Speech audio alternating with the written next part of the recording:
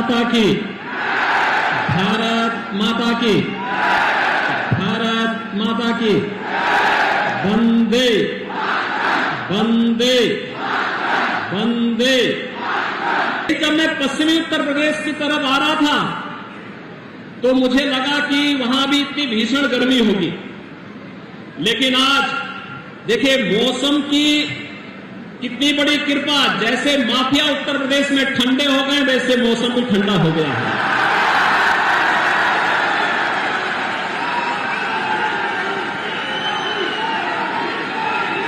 मुझे सुबह बताया गया, मैं रात्रि को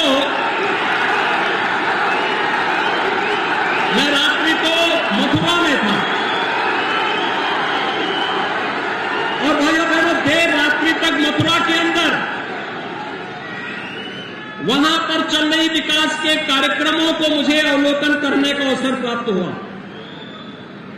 और मुझे लगा देखिए कितनी बड़ी संभावना उत्तर प्रदेश के लोगों के पास।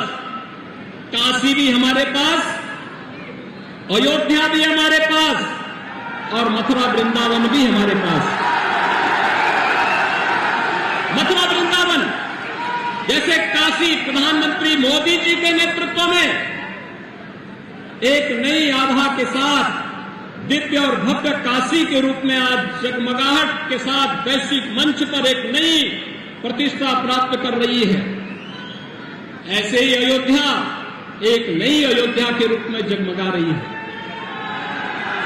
और मुझे लगता है हर भारतवासी दुनिया के अंदर जहां कहीं भी सनातन हिंदू धर्मावलंबी होगा, भारत का शुभचिंतक होगा, वह जनवरी 2024 का इंतजार कर रहा है जब रामलला अपने स्वयं के भव्य मंदिर में विराजमान होंगे। अयोध्या में वो दिन भी नजदीक आने वाला है। और मैं कल मथुरा वृंदावन की जगमगाहट को, वहां पे चल रहे कार्यक्रमों को भी देख रहा था।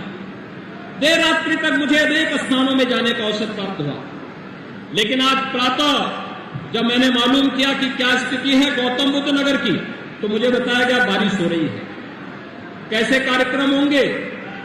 मैंने कहा चिंता मत करिए, तो जो पहले से बोला गया उसके अनुरूप हो रहा है, क्योंकि उत्तर प्रदेश में सब कुछ अब विकास के बारे में लोग सोच रहे हैं, विकास होना है। लोगों के मन में एक बात आ गई है कि हम केवल और केवल सकारात्मक सोच के साथ, जिस सकारात्मक सोच के साथ प्रधानमंत्री मोदी जी ने विगत 9 वर्षों के अंदर अनथक परिश्रम करके, कठिन परिश्रम करके अपने विजनरी लीडरशिप में देश को एक नई दिशा दी है।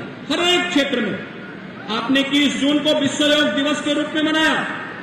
दुनिया के 180 देशों ने योग दिवस के साथ जुड़ करके भारत की ऋषि परंपरा के प्रति कृतज्ञता ज्ञापित की। हर भारतवासी गौरवान्वित है। आपने परसों देखा अमेरिकी सीनेट को प्रधानमंत्री मोदी जी संबोधित कर रहे थे और अमेरिका में क्या अभूतपूर्व स्वागत प्रधानमंत्री मोदी जी को प्राप्त हुआ। भाइयों बहनों, वर्तमान में आजादी के अमृत काल में भारत 2 बड़ी उपलब्धियों को लेकर के वैश्विक मंच पर छा रहा है। G20 समूह की अध्यक्षता प्रधानमंत्री मोदी जी के नेतृत्व में भारत कर रहा है। G20 दुनिया के 20 बड़े देश जिनके पास कुल दुनिया की आबादी की 65% से अधिक आबादी निवास कर रही है, दुनिया के 80% संसाधनों पर जिनका अधिकार है, 85% जीडीपी पर जिनका अधिकार है और 90% पेटेंट पर जिनका अधिकार है, उन देशों की अध्यक्षता भारत वर्तमान में कर रहा है। G20 का एक समिट गौतम बुद्ध नगर जनपद में भी प्रस्तावित है। भाइयों बहनों, एक तरफ यह और दूसरी तरफ जब भारत अपनी आजादी के अमृत काल में चल रहा है, एक नए भारत के रूप में, एक खुशहाल भारत के रूप में, दुनिया की 5वीं बड़ी अर्थव्यवस्था के रूप में बढ़ता हुआ भारत आज हम सबके सामने है। कोरोना कालखंड में फ्री में टेस्ट, फ्री में उपचार, फ्री में वैक्सीन और और 3.25 वर्षों से 80 करोड़ लोगों को प्रधानमंत्री मोदी जी के नेतृत्व में फ्री में राशन की सुविधा का लाभ भी भारत दे रहा है। दुनिया के अंदर कोई देश नहीं दे रहा है। भाइयों बहनों, 80 करोड़ लोगों को भारत 3.25 वर्ष से फ्री में राशन की सुविधा दे रहा है। और दूसरी तरफ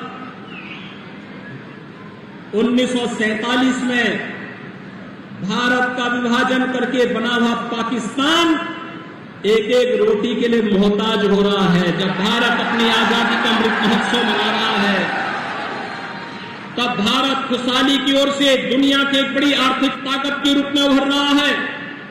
भारत के नागरिकों में समृद्धि आ रही है।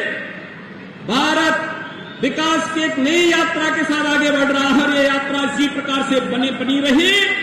2027 आते आते भारत दुनिया की तीसरी बड़ी अर्थव्यवस्था के रूप में स्थापित होगा।